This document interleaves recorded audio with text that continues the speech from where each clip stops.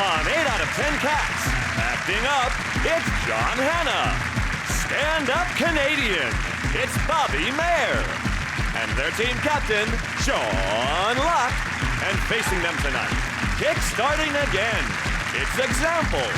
Good golly, Miss Holly, it's Holly Walsh. And their team captain, Jon Richardson. Now, welcome your host, Jimmy Carr. Hello, and welcome to 8 out of 10 Cats, a show about opinion polls, surveys and statistics. Did you know, for example, 48% of men in long-term relationships don't know their own clothes size? Although if you've been in a relationship more than 5 years, chances are it's extra large. Only 2% of the Earth's population are natural redheads, so technically it wouldn't be genocide, more of a tidy-up. And 94% of men consider themselves romantic. I'm really romantic. I often stand under my girlfriend's window and serenade her with my guitar. I say my girlfriend, it's the woman next door. I say serenade, I mean stare. And also, that's not a guitar I'm holding. Right, let's get started.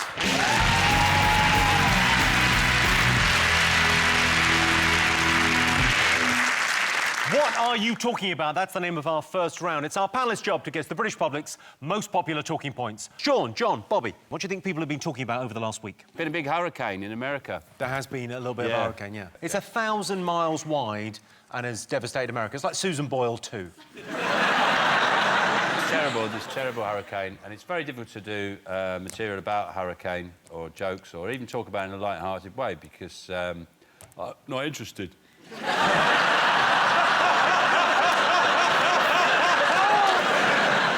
Interested in us. They don't give a shit about us, the Americans. Like, you open a newspaper here, it's all about the American elections, about Obama and Mitt Romney. I was over in America recently. There wasn't one mention about the Lib Dem conference. Not one. One of the governors, or I think the Connecticut governor or something, he said, and this sounds terrible in my accent, so you won't get the full impact. He said, the last time we saw anything like this was never.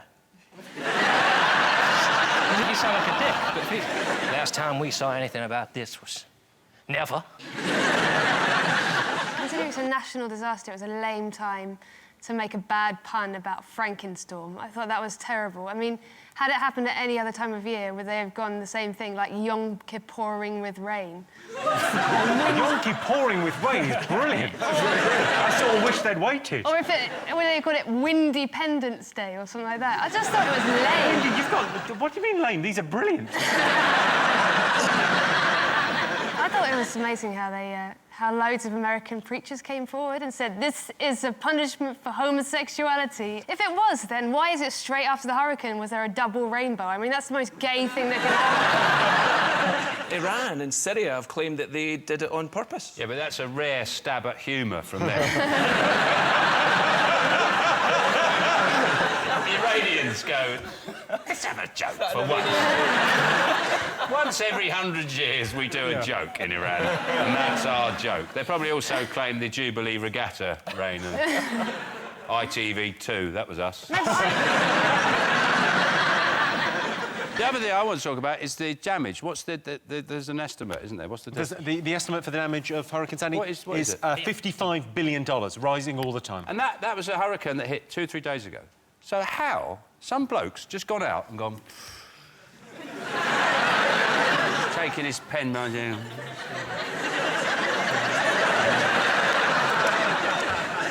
$55 billion, I reckon. Between 50, 55. I mean, I can do it cheaper in ply.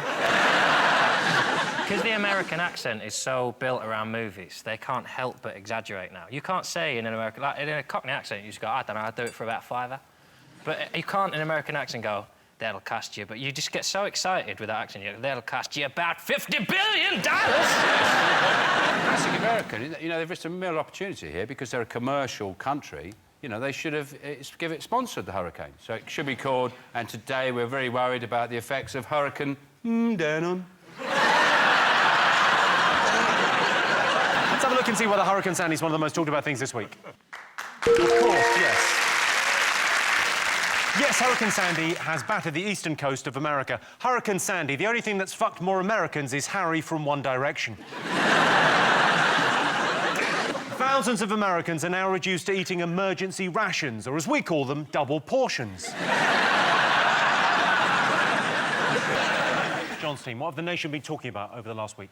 If you mean by what have people been talking about, do you mean what forums have been going crazy about? Disney have only bought Lucasfilm, and that means something to some people. Fortunately, those people don't leave the house, so if you don't go online, it really doesn't affect you. It's peak heroin, Star Wars. That's all it is. They just prolong it because nerds are just like, I just need it. I just need one more space film where someone gets zapped. Oh, shit. Were you a fan of the Star Wars franchise? No. No. Well, the original ones, the good ones, yeah, the ones with the story and the good dialogue and stuff. The good one, the ones when we were a kid watching a kids' movie. those ones, were good. Yeah. When we grew up and watched a kids' movie, But the ones that were rubbish, who made knew? just to sell the toys, no. Yeah, well, they're all basically toy adverts, but they're bloody good ones. You know, people say I've never seen Star Wars. I wouldn't say I've never seen them, but I've just never watched them. They've been on, and I've just gone, nah. I don't actually watch it. You never really I paid understand attention. that Darth Vader is Luke Skywalker's dad. Spoiler alert. But he wasn't around when he was growing up, and that's why he dresses like that now, because he's in Fathers for Justice. He's trying to see his son. Do you know what else is weird, though? Like, when they make prequels and the weapons that they have in the prequels are better than the ones that they have later. That's just really weird. Mm. Are you not excited by this? Well, the only danger is that Lucasfilm own the rights to Labyrinth, and if they remake Labyrinth and ruin it, by which I mean don't cast me in every role, there will be deaths. Not the rapper, Labyrinth. No. He's a douche, right? Is he? He's more of a singer, but he's all right. Oh, is he? Is he not a rapper? I'm on TV, he's lovely, yeah. Oh. You could start a proper rapper war. I could do that. I could start a war. I could do it more directly. Go on then. Just look down the lens and say, oi, rappers, suck my balls. Except you don't have to suck my balls. I'm more of a singer anyway. You're a singer. So What's a rapper then? Rapper's just, What's a rapper then? He's in his cardigan there. He's in a mug of tea. I feel I need to know. Tell me about this rapping you And when does a rap become a song? Are you serious? Sort of. Do you know the difference between Jay-Z and Beyonce and what they do? I know the difference Well, enough one's to a know. mummy and one's a daddy. This is So awful. if I say, like, I went to the shop and got some chips. You can't get chips from a shop. Isn't it supposed to rhyme anyway? Chips and shop don't rhyme. Yeah, exactly. Oh, Yeah. that's only the first Go on, line. get the next line out, go on. Go on, you went to the shop and bought some chips. Yeah, then I got some ketchup and other dips.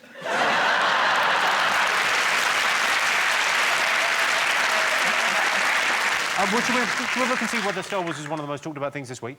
Yeah. Yes. Yes, Disney has bought Lucasfilm and the Star Wars franchise for £2.5 billion. If you haven't seen any of the more recent Star Wars films, I don't want to ruin them for you, that's George Lucas's job. Sean's team, what else have the nation been talking about over the last week? David Cameron apparently is humiliated in a vote in the House of Commons about the EU budget. He's got to go to Brussels and argue about some EU budgetary problems. Yeah, he doesn't want to pay them £13.6 billion. We pay something like £100 each into the EU, but the only people who get anything out of it are farmers. So really what we should all do is get a cow each. Keep it on a roundabout. You don't have to worry about, visiting, because the cars will keep it in place. And that way we'll get something back out of the EU. There was a phenomenal Paxman thing this week. I watched Paxman on Newsnight, where he had a Labour one, a Lib Dem one and a Tory one. And he literally hated all of them, constantly. He didn't even let them answer. He just went, what are you going to do about this, then? And the Labour lady went, well, I think, oh, yeah, typical, you're not going to answer the bloody question, are you?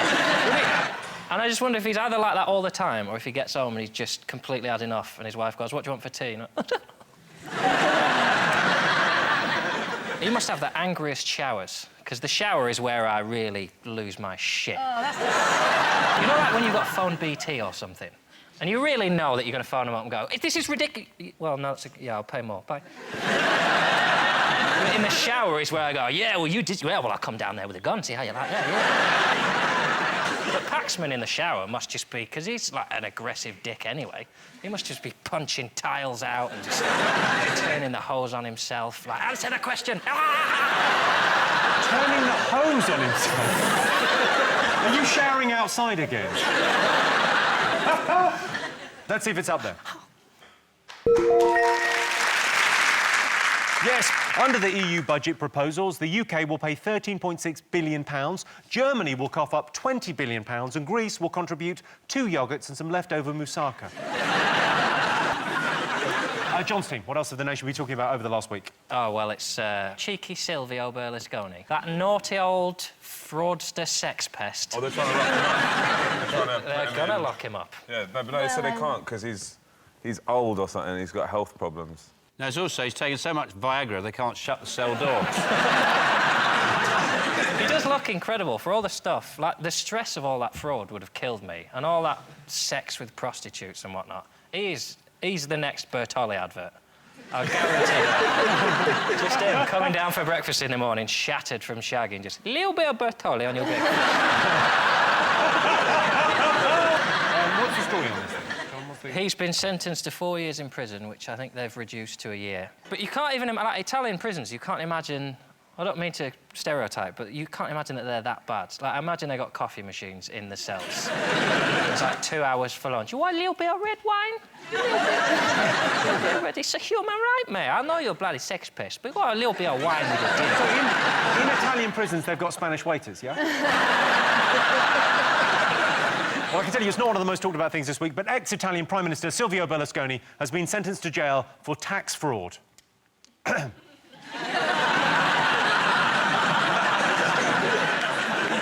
Fingers on buzzers, 2 more things to get. A whole team have accused a referee of being racist, which is clever. That's clearly a plan they came up with after players got accused of being racist. They sat around and they had one of their meetings, and they went, what if we accused everyone else of being racist? And they thought, we'll try that next week. And Mark Clattenburg's defence was, he said, I can't be racist, some of my best outfits are black. I should say that Mark Clattenburg has denied these allegations. Well, they've got form for this, haven't they? The Chelsea team, actually. John Terry, Frank Lampard and Ashley Cole. Funny little triumvirate. But a couple of years ago, they accused Graham Poll of something which they then had to retract after it was proved that it was completely made up, and they just sort of wanted to get back at the big guys. Problem is, you can't get behind it because referees are inherently just sad people. Like Mark Clattenburg, it says he began refereeing as a teenager. You think, oh, you poor bastard. Even I see that and think, loser! But the players who accused him of saying racist things, they didn't actually hear it. It was another player, David Luiz, who said that he heard it. Now, I don't know if you've seen David Luiz interviewed, but I'm going to speculate, at his level of English, he might possibly have misunderstood. The man... Racist. He used the term monkey, which is offensive. Not if you put the word cheeky in front of it. It is, like, the police are getting involved.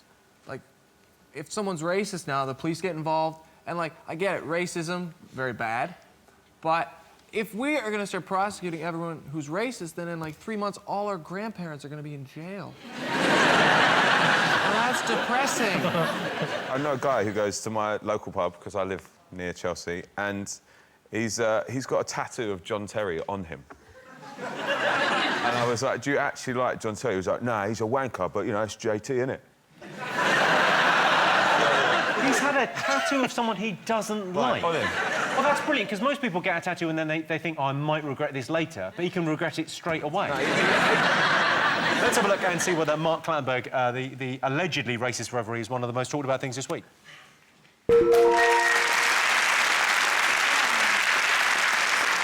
Yes, a Premier League referee has been accused of racism. Football should transcend colour. It shouldn't matter whether you're black or white, or in the case of Alex Ferguson, kind of purple. OK, we've got one more thing to get. Fingers on buzzers. What else have people been talking about? Is it the X Factor? Is it the fact that Gary Barlow and Talisa had a little bitch fight? He said she had fag-ash breath. Yeah, but I've seen the video and it could have smelled a lot worse. The comeback was so childish, though, Because she tried to think of another insult for him, and she just couldn't think of any other type of insult, so she just did another breath thing. So he went, oh, your breath smells of fag ash, and she went, you drink red wine sometimes. OK, let's have a look at everyone's favourite finalist, Rylan. X Factor, make some noise! With the taste of your lips, I'm on the ride. You're toxic, I'm slipping under. Taste of a poison paradise. I'm addicted to you. Don't you know that you're toxic? Let's have some fun! I'm horny, horny, horny, horny. So horny, I'm horny, horny, horny. I'm horny, horny, horny, horny. So horny, I'm horny, horny, horny. So horny. What the fuck was that? Was that some Hurricane Sandy footage or something? He starts with make some noise. That's a legal requirement, because he has to say, make some noise, because this is going to sound absolutely awful. There's this sort of obligatory stuff, like as a rapper, do you have to, when you come on, do you have to say, like, certain things, like, you know, when rappers come out and they're like, you're ready for this, like, someone's going to go, no, I'm not ready for this. My friend's just in the loo, could you just wait a minute? The thing rappers always say that annoys me is put your hands in the air like you just don't care. I'll show you how much I don't care. I've never done that. You've never said put your hands in the air like you just don't care. I say everyone from the front to the back, clap, clap, I think, when I get drunk. On stage. Did John write that for you? No, he didn't. Clap, clap from the front to the back now sounds to me like something you would say in a It's clinic not on a song, Monday it's morning. What seems to be the problem I've got? Clap, clap from the front to the back. Example, do you watch it? Have you ever sort of watched I'll be it? honest, that's the first time I've seen at this year. Right. That's the first clip I've seen. I refuse to watch it, and now that you've helped me by coming on today, you've backed up all my reasons for not watching it. Well, why don't you watch it? Do you think, is it ruining music? What's I don't going think on? it's ruining music. I mean, people buy it, so there's obviously someone out there who likes it. I just think if you're a young musician, it's, you know, you should go on tour and learn to write songs and make mistakes and do it the old-fashioned way. Right, OK, thank you. Yeah, sure. Yeah. That's bloody beautiful, that is what you said there. That's beautiful. Should we have a look and see whether the X Factor is one of the most talked about things this week? It is. Yes, the X Factor is heating up. Apparently, Rylan had 8 bum notes last Sunday, each handed to him by Louis, saying, meet me in the dressing room after. So at the end of that round, Sean, Bobby and John have 2 points, and John, Example and Holly have 3 points. So our next round is Pick of the Polls. John's team, your turn first. What do you like the look of? I like the look of the skydivers. OK. Here's your related question. Most people would describe themselves as a risk-taker. True or false? Well, come to the right guy here. Loosen your cardie. Tell us what you think. Are you a risk-taker? I mean, this cardie was a risk. Green with grey. I did it. I don't know. Do you take... Risks are bad, aren't they? I got on Ryanair this summer. I'm not doing that again. I don't understand why you have things like flight mode on mobile phones on planes. Just turn it off. It's 2 hours of your life. Just don't take the risk. What risk? There's no risk. I leave it on. When they say to switch it to flight mode and the person next to me puts it to flight mode, I think, you prick. What is the point of the risk? You could kill everyone on this plane just because you accidentally flicked it off flight mode and the whole plane exploded. Well, John, when I get on a plane, I don't even turn my chainsaw off.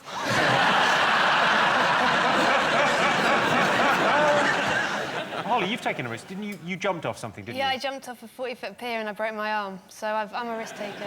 Why did you jump off the pier? Because I was asked to do it. So who asked you to do it? Why did you... Well, it was part of this Worthing Birdman where you have to go and try and build yourself some sort of homemade aircraft with which to fly off a... I mean, that's 2 words that should never go together. Like homemade and condom, that should never go together. Cling film. Cling film. I'd say a Snickers wrapper, but anyway.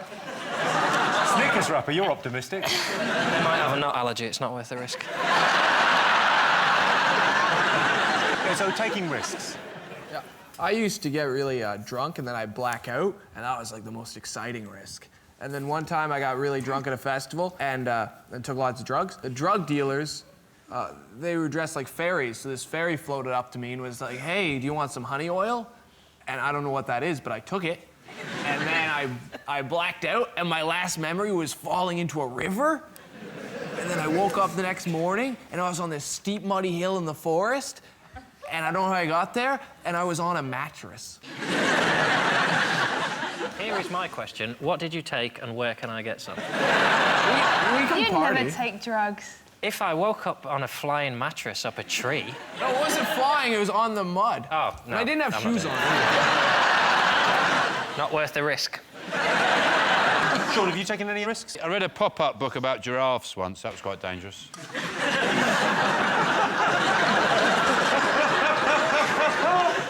I don't think giraffes don't bite, though. They're really fine. I don't think stuff through. If you get into it, everything's a risk, isn't it? Every time you talk to someone, they could turn out to be a dick. Every time you get in your car, you could have a crash. Every time you order a drink, it could be poisoned. I mean, technically, I'm a hero. The risks I face every day. Every time you go to the toilet, you could trap your penis in your fly. I could just sit at home, sellotaped to a chair made of cotton wool. But I don't. Every day I get up, I growl at myself in the mirror, and I say, bring it on. Have you taken any risks? Some jobs that I've taken I wish I hadn't, yeah. You know when you do a sex scene, do you ever worry that you might get an erection?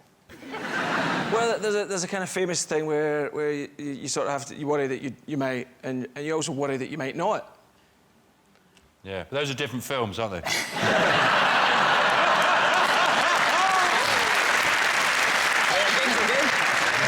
All right, let's get some answers on this. So, most people describe themselves as risk takers. True or false? What do you think, John?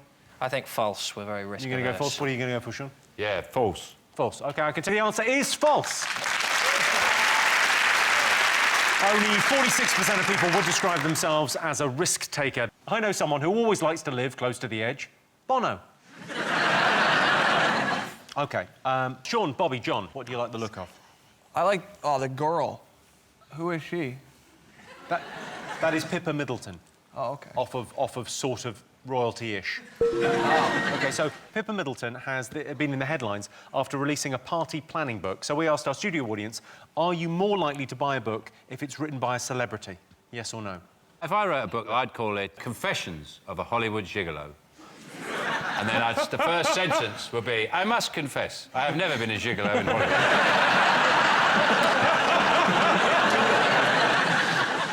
Katie Price, she's written loads of books, hasn't she? Katie Price has written some brilliant books, She's not yeah? really written them, has she? Yeah, it's interesting, because I've seen loads of photos of her doing various things, you know, riding horses, playing with her kids. I've never seen one of her at a desk sweating over a typewriter or thumbing through a thesaurus going, Dildo, that's the word. Holly, do you read any of these books? Yeah, I'm obsessed with them. I love You're celebrity. obsessed with them? Yeah, I absolutely love celebrity. Favourite? Do you have a favourite? I think the Crankies one was an absolute classic. Yeah, the Crankies book is an extraordinary thing. It's an incredible piece of work. Punch-ups with Paul Daniels, you know, having sex with people who are from the circus. There's just, like, so much information there. Does it tell you how to meet girls in the circus? very niche book, that is. Is it like a I guide? want a book on how to meet girls in a circus. Because I went to a circus one time and there was all these sexy trapeze artists. Then afterwards I waited around, but I didn't really know how to start the conversation. Yeah. But if there was a book... Example, have you ever read a celebrity biography? No, I read Roy Keane's, I think. Good, yeah. Has it taught you anything? Did it add any It taught me value? that I don't like Roy Keane. Would you write one? Would you consider it? 'Cause, you know, I don't know, like, people have approached me, but I think you've got to wait till at least 42. yeah, 42 is the age you've got to wait till. It's official. You've written a couple of books, haven't you? I wrote one book. No, there's two. There's the one you actually give to the Inland Revenue. And there's the one you keep to yourself. Those two, yeah. Have you written a book? Yeah, I've written a book, yeah. An autobiography? No, God, no. If I've learnt anything, it's the less that people know about me, the better. No, just a book about jokes. About jokes? Yeah, not an amazing... It's not as good as this book. What expression are you making there? What were you shooting for? Oh, this world. It looks like you're on sort of pre your lip transplant. That was before you had lips. What it is I'm actually too tight to pay for a photo shoot, so that's when someone else was having one, and just before he took the picture, I snuck You photobombed someone else's photo. That's exactly what it looks like. I'll just read you a small little passage. When I think about it now, the thought of my bony white body pressed up against hers and her having to tolerate my wet breath against her neck, it's a wonder to me that she was never sick into my face. Some self-esteem issues there, John. It's one of those kiss and tell books where nobody gets kissed, but I tell anyway. What's the last sentence? The last sentence, Oh, the last chapter's lovely. Here's to many more years on the hunt. I've written the book. Well, go on, tell me more. I haven't seen this, I'm not aware. I thought What it's about? I don't know what it's about. I've no idea what it's about. My problem is I can write, but I can't read. Well, I just wrote it. I don't know if it's a cookbook, historical fiction, an autobiography. I just write. I have actually... I don't know what it is. I don't know what that is. I have actually... It's another 400 pages, Sean. OK, let's get some answers on this. Are you more likely to buy a book if it's written by a celebrity? We asked our audience, what do you think they said, yes or no? Well, that's true, because the bookshelves are full of celebrities. You're saying yes, OK. Yes or no, John? The studio audience, no. No. No. All right, you're going no, you're going yes. I can tell you the answer is no. Only 23% of our studio audience are more likely to buy a book if it's written by a celebrity. Personally, I don't care if a book's been written by a celebrity like Rod Stewart or Simon Cowell, or a member of the public like Kerry Katona. So at the end of that round, it's 3 points for Sean's team and 5 points for John's team. And the winner is the name of our final round. Here's your first one. Biggest sign you're lonely. I always say, Jimmy, you're never alone with a good... I'm sorry we're asking this question, but yeah, biggest sign you're lonely. What... I'm fine.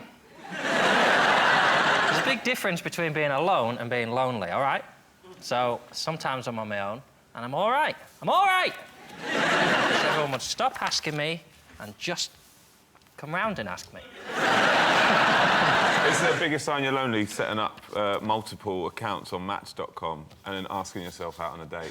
I know someone who did that. John? The biggest sign you're lonely is probably if you use, like, the voice recorder on your phone, and then you, like, modulate it to sound more like a woman, and then you're like, oh, you're really sexy, Bobby. That's probably a sign, maybe not the biggest one, but it's like one of 3 that you need to talk to people. Yeah, you definitely need to talk to people, and they need to be trained professionals. OK, biggest sign you're lonely. What do you think, Sean? Well, I just think it's a tragic thing for anyone to experience, and I don't think we should be making jokes about it. If anybody had that reality in their life and they're watching this show now, I'd feel very sorry for them, because I'd feel like everyone was laughing at them and they're all alone, not able to enjoy a bit of company or something to take their mind off the loneliness that stalks their every waking moment and tolls like a bell in their head. You should when give... they think about the friendless, empty wasteland of their life. So, lawn creatures. Yeah, but I know he watches it back on his own. OK. What do you think? Just sitting in the pub reading your own book quietly in the corner there, you know. I'm going to give you a point for that, because the biggest sign that you're lonely is drinking alone. Fuck off. What was that, John? Did you hear that? That was instantaneous, that reaction. One of the coolest things you can do. Well, it sort of depends, doesn't it? There's a big difference between treating yourself to a glass of rosé on a sunny afternoon and sucking the alcoholic hand sanitizer out of a plastic dispenser in a hospital car park at 4 a.m. OK, best thing about a British holiday? Is it the fact that you can take as much shampoo as you want with you? I go on holiday, when I go to Cromer, I'll take a big tub of shampoo, like that, big thing of it, and I'll open it up in the car. Nobody stops me. Nobody wrestles me to the ground. Put my hand in it. Oh, shampoo! Oh, look how dangerous I am. What are you going to do about it? Since I moved here, for me, all of Britain is like a holiday, which is exciting. I live near this place, the Brixton McDonald's. I don't know if anyone's been there. I think it's just called McDonald's in Brixton. No. And it's great, because if I'm ever feeling like, oh, what am I doing with my life? I just go to the Brixton McDonald's at 4 in the morning, and then I'm like, I'm doing fine. I got a 50-pound fine there for putting out a cigarette out on the ground. And it's like, really? That's the thing you're focusing on here? Like, there's the team from The Wire dealing drugs all around me, and the guy's like, why didn't you just put it in the bin? There's a man shitting in the bin! That's a holiday for me, because I don't have to be alone in my apartment. Or flat, as you would call it. Yeah, flat. That's the one thing we didn't understand in that. Have you ever had a holiday in the UK, example? No, but I had to go to Skegness a few times last year for some gigs. We went up to the woman who was like our rep, and she said, oh, yeah, we've got some food for you.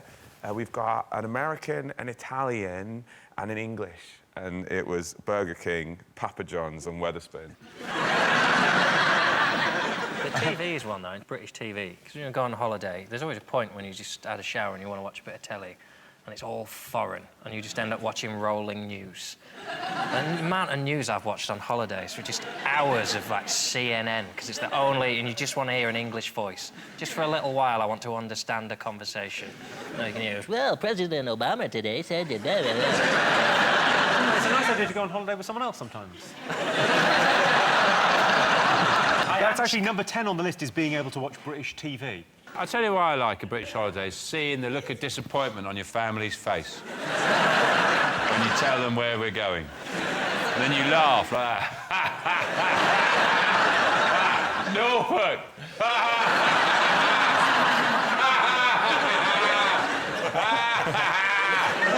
Do you sort of drive up the M11, just sort of past the airport, and tell them just as you drive, oh, you missed the turning? No, no. No, we're going to Norfolk. Have some shampoo. OK, best thing about a British holiday. Is it that you can still collect nectar points?